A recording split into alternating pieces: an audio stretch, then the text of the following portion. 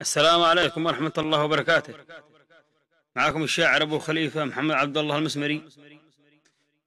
القصيدة هذه ردا على التجرع السعودي على حدودنا،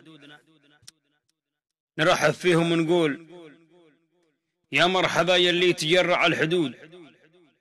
يا مرحبا يلي تجرع الحدود، لا عند قوم عاطشة شرب الدماء، كل القبائل بانتظارك والوفود، انته علينا ضيف لازم نكرمه، ابشر بضيفة تسكن قعر اللحود، ضيفة يماني ما جهلته تعلمه، ابشر بضيفه من تجرأ ما يعود الا وروحه ساكنه فوق السماء، ابشر بضيفه من تجرأ ما يعود الا وروحه ساكنه فوق السماء، والله تجرأتوا علينا يا سعود واحنا رجال الله ذي ما ترحمه، الفرق ما بين اليماني والسعود كالفرق ما بين الأراضي والسماء، الفرق ما بين اليماني والسعود كالفرق ما بين الأراضي والسماء، احنا رجال الله واشباه الأسود، واسم العروبة لليماني تنتمى، شوف ريحة البارود عندي كالورود، ويرتفع خشمي بشمه للسماء، لا شفت بندق النظر عيني يزود، صوت الرصاص بذني موسيقات الهمة، لاني يماني رغم عن انف الحسود،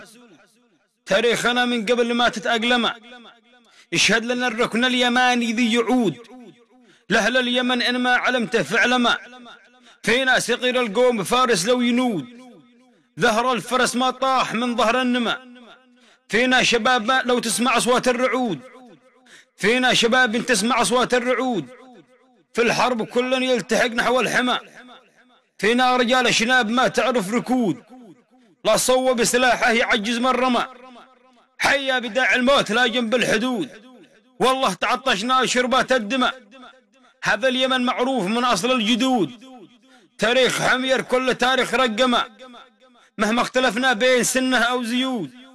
زيدي وسني لا وطننا ينتمى، لا تستقلوا وضعنا محنا صمود،